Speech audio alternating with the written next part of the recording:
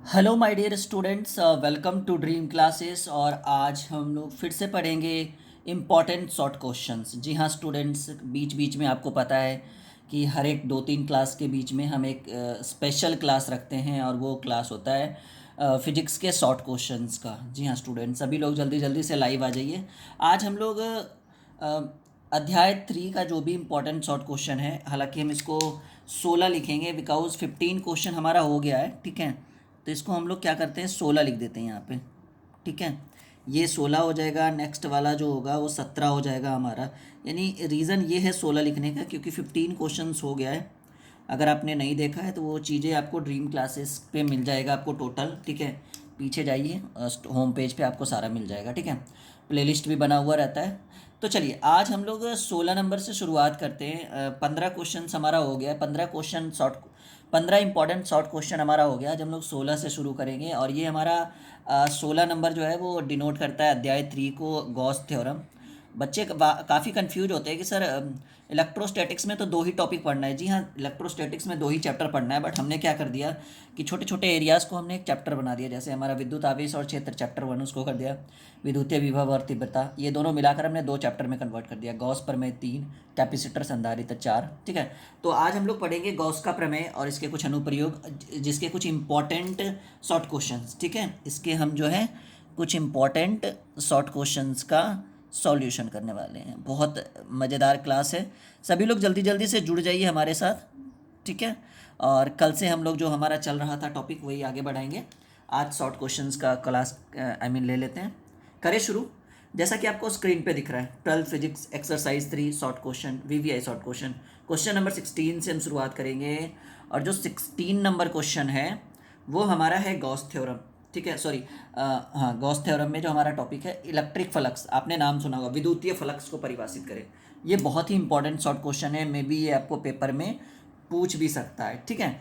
तो देखिए हमने लिखा है कि विद्युतीय फ्लक्स को परिभाषित करें, तो हमने लिखा है कि विद्युतीय क्षेत्र में, विद्युतीय क्षेत्र जहाँ जिस जिस एरिया में जो विद्युत है वो विद्यमान रहता है, तो हमने कहा विद्युतीय क्षेत्र में किसी दिए गए तल के लंबवत, विद्युतीय क्षेत्र में किसी दिए गए तल के लंबवत गुजरने वाली विद्युत क्षेत्र रेखाओं की संख्या को, हमने बोला था कि विद्युतीय क्षेत्र को, अच्छा हमने क्लासेस में पढ़ाया था कि विद्युतीय क्षेत्र को हम ई से डिनोट करते हैं, ठीक है। ई वेक्टर्स, ठीक है, ई वेक्टर से हम लोग इसको डिनोट करते हैं। तो अच्छा याद करिए कि हमने क्लासेस में आपको पढ़ाया था कि विद्युतीय क्षेत्र को प्रदर्शित करने के लिए, पहले पॉइंट टू बी नोटेड, इसको हम ढक देते हैं। पहले पॉइंट टू बी नोटेड जो हमने आपको पढ़ाया है वो याद करिए कि विद्युतीय क्षेत्र को प्रदर्शित करने के लिए हमें किस चीज़ की आवश्यकता होती है। ये एक ऑब्जेक्टिव सवाल हमने आपसे पूछा कि विद्युतीय क्षेत्र को प्रदर्शित करने के लिए हमें किस चीज़ की आवश्यकता होगी। तो आप तुरंत बोलोगे सर विद्युतीय क्षेत्र को प्रदर्शित करने के लिए हमें विद्युत क्षेत्र रेखाओं की आवश्यकता होगी, ठीक है। क्लियर है, हाँ। तो ये विद्युत क्षेत्र रेखाएं जो है वो किस चीज़ को डिनोट करती है, विद्युतीय क्षेत्र को डिनोट करती है। तो हमने लिखा कि विद्युत क्षेत्र में, यानी विद्युतीय क्षेत्र में किसी दिए गए तल के लंबवत, किसी दिए गए तल के लंबवत गुजरने वाली विद्युत क्षेत्र रेखाओं की संख्या को, विद्युत क्षेत्र रेखाओं की संख्या को विद्युतीय फ्लक्स, इलेक्ट्रिक फ्लक्स कहते हैं। यानी सीधे सीधे अगर एक लाइन में बोले कि विद्युतीय फ्लक्स किसको कहेंगे, तो हम कहेंगे विद्युत क्षेत्र, सीधे सीधे कहेंगे विद्युतीय क्षेत्र रेखाओं की संख्या को, ठीक है, हम विद्युतीय फ्लक्स कहते हैं। देखिए यहाँ पर भी अच्छे से मैंने लिखा है कि विद्युतीय क्षेत्र में किसी दिए गए तल के लंबवत गुजरने वाली विद्युतीय क्षेत्र रेखाओं की संख्या को, विद्युत क्षेत्र रेखाओं की संख्या को विद्युतीय फ्लक्स कहते हैं। सभी लोग लाइव चैट में इसको लिखिएगा, याद होगा। देखिए रिवीजन होता है लाइव चैट में या अपनी कॉपी में लिखने से, जो है ना, रिवीजन होगा। और ये नोट्स आप सेल भी कर सकते हो हमारे ड्रीम क्लासेस के थ्रू। हेल्पलाइन नंबर आपको नीचे दिख रहा है ना, आप डायरेक्टली इसको अपने व्हाट्सएप पे सेल करके मंगवा सकते हो। प्राइस काफ़ी नॉर्मल रहती है हमारे, देखिए हमारे चैनल पे ना हर एक सब्जेक्ट का आप नोट्स सेल कर सकते हो। मैं अगर सब्जेक्ट की बात करूँ कि कौन कौन सा सब्जेक्ट आप हमारे चैनल के थ्रू सेल कर सकते हो, ये तो हम आगे बढ़ेंगे। देखो 12th फिजिक्स की बात करें, ठीक है। अगर आपको 12th फिजिक्स का नोट्स चाहिए तो आप फिजिक्स का भी नोट्स ले सकते हो, 12th केमिस्ट्री का भी नोट्स ले सकते हो, ठीक है। 12th बायोलॉजी का भी नोट्स ले सकते हो, 12th मैथमेटिक्स का भी नोट्स ले सकते हो, एज ए PDF के रूप में, ठीक है। 12th मैथमेटिक्स का हिंदी और इंग्लिश की classes, Hindi plus English 100 marks, इसमें आपको बुक ग्रामर सब रहेगा, ठीक है। इसकी क्लासेस ज्वाइन कर सकते हो ड्रीम क्लासेस के लर्निंग ऐप से, प्ले स्टोर से डाउनलोड करके। तो काफ़ी चीज़ें हमारे पास अवेलेबल है। आप कंप्लीट कोर्स भी ज्वाइन कर सकते हो। हेल्पलाइन नंबर मैं यहाँ लिख दूँ? हाँ, वैसे तो स्क्रीन पे दिख ही रहा है, लिखने की ज़रूरत नहीं है, लेकिन फिर भी चलो, ठीक है। आप इस पर व्हाट्सअप कर सकते हो अगर किसी तरह की परेशानी हो। तो छोड़िए, इसको हम बाद में बात करेंगे। तो हमने विद्युत क्षेत्र रेखाओं विद्युतीय फ्लक्स, इलेक्ट्रिक फ्लक्स के बारे में पढ़ा। तो हमने कहा कि विद्युत क्षेत्र में किसी दिए गए तल के लंबवत गुजरने वाली विद्युत क्षेत्र रेखाओं की संख्या को विद्युतीय फ्लक्स कहा जाता है, और इसे हम फाई से डिनोट करते हैं। देखिए, ये एक ऑब्जेक्टिव है, 1 मार्क्स, ठीक है। वस्तुनिष्ठ प्रश्न से पूछेगा कि विद्युतीय, ठीक है, विद्युतीय फ्लक्स को हम किस चीज़ से डिनोट करते हैं। हालांकि ये चीज़ मैंने क्लास में पढ़ा दिया था बच्चों को कि विद्युतीय फ्लक्स को जो है हम फाई से डिनोट करते हैं, और इसको हम साई से भी डिनोट कर सकते हैं। ये फाई का सिंबल है, ये साई का सिंबल है। तो इसको भी सभी लोग लाइव चैट में भी लिखिएगा। चलिए, जल्दी जल्दी सभी लोग जुड़ रहे हैं, मुझे अच्छा लग रहा है कि काफ़ी स्टूडेंट्स आज के क्लास को ज्वाइन कर चुके हैं, लेकिन हम आराम आराम से पढ़ेंगे। लिखिएगा सभी लोग लाइव चैट में नीचे, मैं देख रहा हूँ कि काफ़ी बच्चे लिख भी रहे हैं अपने मन से हिंदी में कि विद्युतीय फ्लक्स को फाई या साई से सूचित किया जाता है। जल्दी जल्दी सभी लोग लिखिएगा। सभी लोग लाइव चैट में नीचे लिखिए कि विद्युतीय फ्लक्स को फाई या साई से सूचित किया जाता है। ये फाई का सिंबल है, साई का सिंबल है। ये आपको हो सकता है ऑब्जेक्टिव में पूछ दे, तो 1 नंबर तो आएगा ना। देखिए, एक चीज़ याद रखिए, बूंद बूंद से घड़ा भरता है। अपने माइंड में इस चीज़ को नोट कर लीजिए। विद्युतीय फ्लक्स एक अदिश राशि है। यहाँ देखिए, ये भी, इसको भी लिखिएगा सभी लोग लाइव चैट में कि विद्युतीय फ्लक्स एक अदिश राशि। सभी लोग लिखो जल्दी जल्दी से। और इसका SI मात्रक न्यूटन मीटर स्क्वायर पर कूलाम है या वोल्ट मीटर है। इसको हम कहेंगे वोल्ट मीटर। चलिए, इसको भी जल्दी से लिखिए सब लोग। ये भी लिखिए जल्दी जल्दी। मुझे सिर्फ रटवाना नहीं है, मुझे इसको आपके माइंड के अंदर डालना है, ताकि इस बार जो पेपर हो उसमें आपका ये क्वेश्चन सॉल्व कर सके आप, ठीक है। लिखिए इस चीज़ को, ये हो गया। अब इसको लिखिए कि विद्युतीय फ्लक्स एक अदिश राशि है, इसका SI मात्रक न्यूटन मीटर स्क्वायर पर कूलाम है, या इसे हम VM यानी वोल्ट मीटर भी कहते हैं। लिखिएगा। क्लियर हो गया? अगला सवाल। चलो, अगला सवाल रखते हैं आपके स्क्रीन पर। ये देखिए, सॉलिड एंगल, ठोस कोण को परिभाषित करें। सोच लीजिए, अगर 8-8, 10-10 क्वेश्चन हम आपको हर एक चैप्टर में लेकर आए, तो ऐसे करते करते 140-150 क्वेश्चन, शॉर्ट क्वेश्चन आपके लिए मैं रेडी कर दूंगा। और ये इतना क्वेश्चन आपके एग्जाम के लिए बहुत है। चलिए, सॉलिड स्टेट ठोस कोण को परिभाषित करें। कहा गया है कि सतह के द्वारा केंद्र पर बनाए गए कोण को ठोस कोण कहते हैं। सिंपल है, एक लाइन में लिखेगा सभी लोग कि सतह के द्वारा केंद्र पर बनाए गए एंगल यानी कोण को ठोस कोण कहा जाता है। सभी लोग लाइव चैट में लिखिएगा इस चीज़ को। इसे ओमेगा से सूचित किया जाता है। ये देखो, ओमेगा का सिंबल है, W नहीं है, ये क्या है जी, ये ओमेगा है। यहाँ से आकर ये ऐसे हो जाता है। चलिए, सभी लोग जल्दी जल्दी से लिखिएगा कि सतह के द्वारा केंद्र पर बनाए गए कोण को ठोस कोण कहा जाता है, और इसे ओमेगा से सूचित किया जाता है। ठोस कोण ओमेगा का फॉर्मूला होता है, यानी ठोस कोण का जो फॉर्मूला होगा वो सतह का क्षेत्रफल बटे त्रिज्या का स्क्वायर होगा। यानी अगर हम किसको कहेंगे, ठीक है, कि सतह का क्षेत्रफल A होता है, किसी भी चीज़ का क्षेत्रफल जो होता है A होता है, और त्रिज्या का स्क्वायर, तो त्रिज्या R होता है और R का स्क्वायर होता है। और ये यहाँ पर आपको स्क्रीन पे दिख रहा है कि omega is equal to A/R²। ये आपसे पूछेगा जी, फॉर्मूला भी पूछेगा कि ठोस कोण का जो फॉर्मूला होता है वो जिसको हम ओमेगा से सूचित करते हैं उसका क्या होगा, तो A/R²। ये भी 1 नंबर का सवाल लेकर चलिए। हर एक चीज़ को सीरियस लेकर चलिए, हर एक पॉइंट को आप सीरियस लेकर चलिए, तो बहुत लंबे समय तक आप टिक पाओगे इस चीज़ में, ठीक है। चलो, यहाँ तक क्लियर हो गया। अब हम लोग अगले सवाल की ओर आते हैं। 17 नंबर क्वेश्चन हो गया। अब हम लोग 18 पे आते हैं। हालांकि ये 3 होगा, हम लोग इसको 18 कर देते हैं, ठीक है, क्योंकि ऐसे फिर बच्चा कंफ्यूज हो जाएगा। हम जो है इसको 18 कर देते हैं। ये हमारा 18 नंबर क्वेश्चन हो गया। चलिए, बहुत अच्छा, एक और लाइन बच गया था, मैंने बोल, इसको भी लिखिएगा सभी लोग लाइव चैट में कि ठोस कोण सॉलिड एंगल का SI मात्रक जो होता है स्टे रेडियन। कोण का SI मात्रक रेडियन होता है, ये भी हम लिख देते हैं, ठीक है। ये भी हम लिख देते हैं कि कोण कोण इसको इंग्लिश में कहा जाता है एंगल। हो सॉरी, कोण को पहले इसको नोट करिए सभी लोग, लाइव चैट में जल्दी जल्दी लिखिए। कोण का जो SI मात्रक होता है जिसको हम कहते हैं एंगल, कोण यानी एंगल, ठीक है। तो हम कहेंगे कोण का SI मात्रक रेडियन होता है। ये आपको भी पता है, आपने पढ़ा है शायद, नहीं ये तो 10th में भी पढ़ना होता है, रेडियन होता है।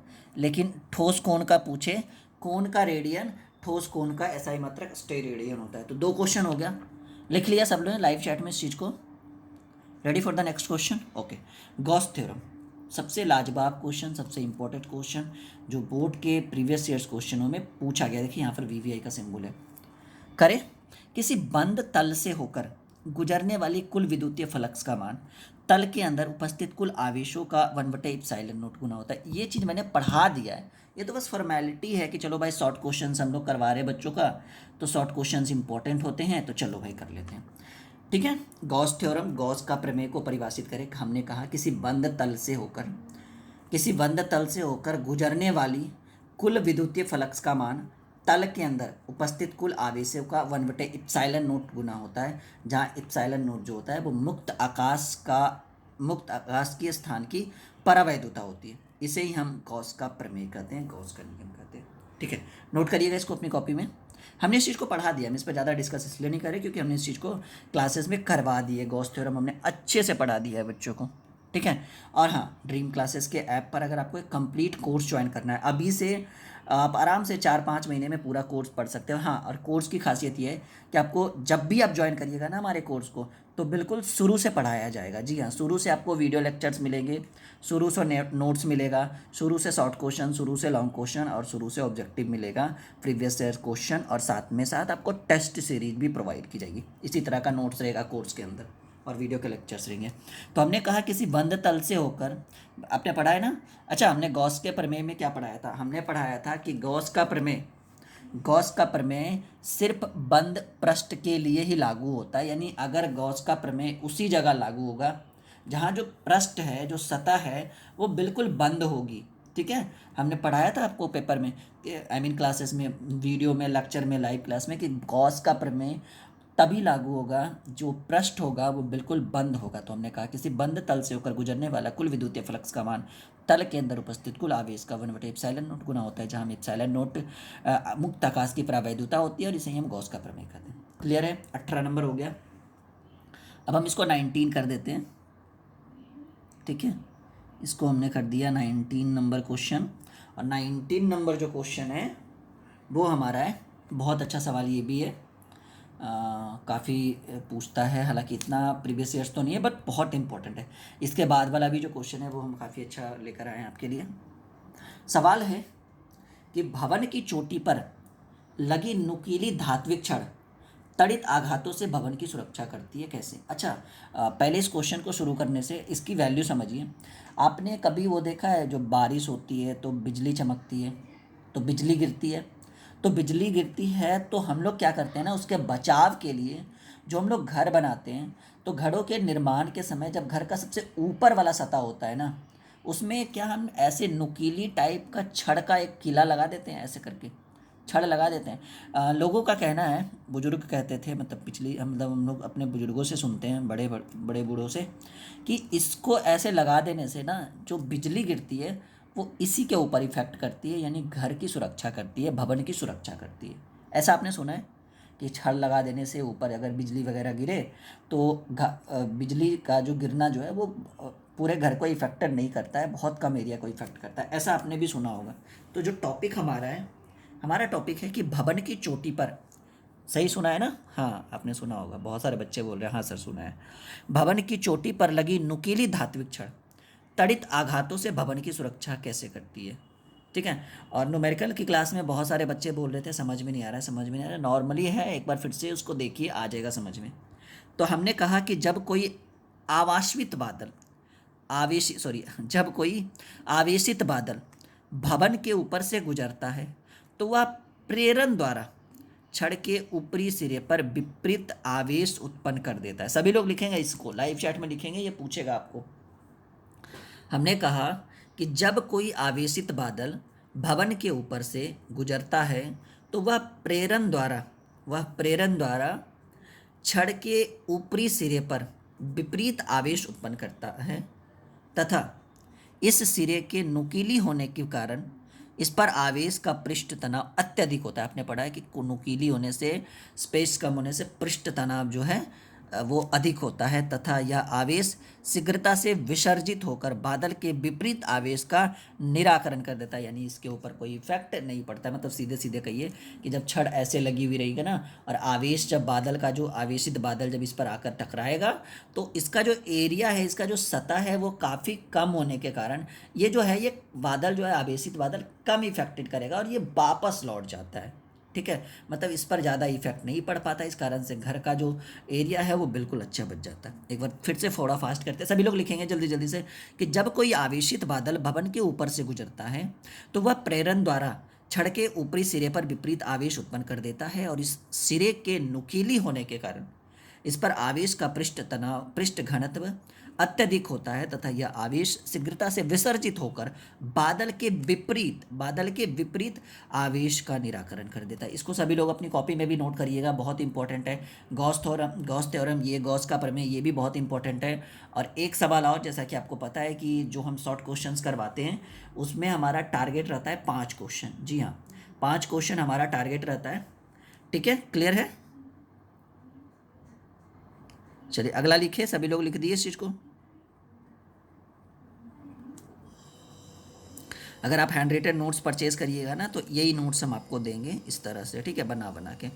काफ़ी बच्चे पर डे जो है वो काफ़ी बच्चों को हमारा नोट्स काफ़ी अच्छा लगता है उनको। अब तो बायो की भी क्लासेस स्टार्ट हो गई है ड्रीम क्लासेस पे। कल शाम 6 बजे बायो की क्लास है, बिल्कुल मिस नहीं करना है। ठीक है, पॉइंट टू बी नोटेड, एक बार फिर से कान खोल के सुन लीजिए। कल शाम 6 बजे बायो की क्लास है, मिस नहीं करना है। ठीक है, बिल्कुल। कितने बजे? सभी लोग लाइव चैट में लिखिए कितने बजे बायो की क्लास है। सभी लोग लाइव चैट में लिखेंगे बायो की क्लास कल कितने बजे है, फिर अगला क्वेश्चन रखेंगे। जी बिल्कुल, कल शाम 6 बजे। कितने देर की क्लास है? 40 मिनट की क्लास होगी बायो की। कितने देर की? 40 मिनट की क्लास होगी। हाँ बिल्कुल, चलिए क्वेश्चन नंबर 5। देखिए आगे मैंने लिखा ही नहीं, जैसे ही लिखते वीडियो बना देते हैं ताकि अच्छा लगे। धातु कवच किस प्रकार विद्युत परीक्षक का कार्य करते हैं? और ये इसका नोट्स जो है ना उन बच्चों को मिल जाएगा जिन्होंने कंप्लीट कोर्स ज्वाइन किया है, या तो चाहे वो फिजिक्स का हो या पीसीएमबी का हो, उनको ये नोट्स मिल जाएगा आपको। ठीक है, धातु कवच किस प्रकार विद्युत विद्युत परीक्षक का कार्य, धातु का जो कवच होता है ना वो किस प्रकार विद्युत परीक्षक, वो देखते हैं धातु का जो कवच होता है वो किस प्रकार से विद्युत परीक्षक का कार्य करता है। ये क्वेश्चन पूछा है तो हम कहेंगे किसी यंत्र को धातु कवच से ढक देने पर धातु कवच के अंदर के क्षेत्र में विद्युत क्षेत्र की तीव्रता सदैव शून्य होती है। मतलब विद्युत क्षेत्र जो है, इलेक्ट्रिक फील्ड जो है वो शून्य हो जाता है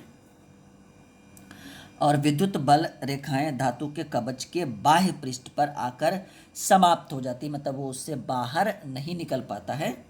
फिर कहा गया कि इस प्रकार धातु कवच विद्युत परीक्षक का कार्य करते हैं। बहुत ही सिंपल सवाल है, बहुत ही अच्छे ढंग से हमने लिखा है कि किसी यंत्र को किसी तार को भी हम कह सकते हैं कि किसी तार को अगर हम धातु कवच से ढक देने पर या ढक दें तो धातु कवच के अंदर का जो क्षेत्र है उस क्षेत्र में विद्युत क्षेत्र की तीव्रता जो होती है, इलेक्ट्रिक करंट जो होता है, इलेक्ट्रिक फील्ड जो उसकी जो स्पीड होती है वो बिल्कुल शून्य हो जाती है। और विद्युत बल रेखाएं, क्योंकि आपको पता है कि विद्युत क्षेत्र को दर्शाने के लिए विद्युत क्षेत्र रेखाएं, विद्युत बल रेखाएं जो है वो कार्य करती है। तो हमने कहा कि विद्युत बल रेखाएं धातु कवच के बाह्य पृष्ठ पर आकर समाप्त हो जाती है। मतलब उस पृष्ठ से सिंपल सी बात है, आपने कभी वायर को पकड़ा है, नंगी वायर को, तो उसका टेस्ट पता होगा ना आपको। जैसे आपने कोई ऐसी वायर को पकड़ा जिसमें ऊपर कवर लगा है, तब तो कुछ नहीं, नॉर्मल है। लेकिन आपने अगर कोई नंगी वायर को पकड़ा है तो उसका टेस्ट आपको पता है कैसा मीठा मीठा टेस्ट होता है। नहीं छुआ है ना, जिसपे धारा प्रवाहित हो रहा है और हमने छू लिया तो एक अजीब सी फीलिंग आती है, बूम करता है, नहीं ऐसे करके। तो हमने कहा कि विद्युत बल रेखाएं धातु के कवच के बाह्य पृष्ठ पर आकर समाप्त हो जाती है और इस प्रकार धातु कवच विद्युत परीक्षक का कार्य करता है। ठीक है, तो ये हमारा 5 क्वेश्चन आज के क्लास का हो गया। मज़ा आया होगा सभी लोग को। से यस या नो, हाँ या ना? और मैं बार बार बोल रहा हूँ कि हिंदी और इंग्लिश की क्लासेस शुरू करिए, बाद में फिर बहुत प्रेशर आ जाएगा आपके माइंड पर। हमारे ड्रीम क्लासेस के लर्निंग ऐप को डाउनलोड करिए। ऐप को डाउनलोड करने के बाद चैट के बगल में स्टोर पे जाइए, थोड़ा सा नीचे जाइए, व्यू ऑल करिए, वहाँ पर आपको हिंदी और इंग्लिश का कॉम्बो पैक है, उस कॉम्बो पैक को सेल करिए जल्दी जल्दी से। क्योंकि रीज़न मैं बता रहा हूँ कि कॉम्बो पैक को अगर आप सेल करते हैं, ठीक है, तो उसमें हम आपको काफ़ी बेनिफिट देने वाले हैं। उसमें हम आपको बुक का सॉल्यूशन करवाएंगे, साथ साथ आपको व्याकरण और ग्रामर दोनों होगा, और हम आपको हैंड रिटन नोट्स भी देंगे उस कोर्स के अंदर, ठीक है। तो काफ़ी सारी फैकल्टीज़ उस ऐप में आपको प्रोवाइड होगी, उस कोर्स में आपको प्रोवाइड होगी। कॉम्बो पैक है, मैं बार बार बोल रहा हूँ कि हैंड रिटन नोट्स भी हम आपको देंगे, ग्रामर का, लिटरेचर का, पोएट्री का, प्रोज का, जितना भी एरिया सबका आपको हैंड रिटन नोट्स उसके अंदर मिलेगा, ऑब्जेक्टिव का सबका नोट्स मिलेगा। तो बिल्कुल लेट ना करें, उस कोर्स को ज्वाइन करें। मैं तो एकदम बिल्कुल एडवाइस दे रहा हूँ कि अगर आपको हिंदी और इंग्लिश, क्योंकि देखिए जितना वैल्यू फिजिक्स की है, जितनी वैल्यू केमिस्ट्री की है, याद रखो उतनी वैल्यू अब हिंदी और इंग्लिश की भी हो गई। आपको पता है ना, 100 मार्क्स के हैं। तो जाओ जल्दी से सेल करो, नहीं तो फिर बाद में पछताओगे। ओके। और हाँ, जो बच्चा अदर बोर्ड से है, जैसे अलग अलग बोर्ड से, तो वो भी परचेज कर सकता है हिंदी इंग्लिश, क्योंकि उसके ग्रामर तो कवर होंगे ना, कम से कम पूरा ग्रामर और हिंदी व्याकरण पूरा कवर करवा दिया जाएगा। 100+ क्लासेस होगी ग्रामर पे और 100+ क्लासेस होगी व्याकरण पे। 100 क्लास सोच लो, ठीक है। जल्दी से सेल करिए, वीडियो के डिस्क्रिप्शन में लिंक है, बिल्कुल जल्दी जल्दी से जुड़िए। कल शाम 6 बजे बायो की क्लास होगी, बिल्कुल लेट नहीं करना है, ठीक है।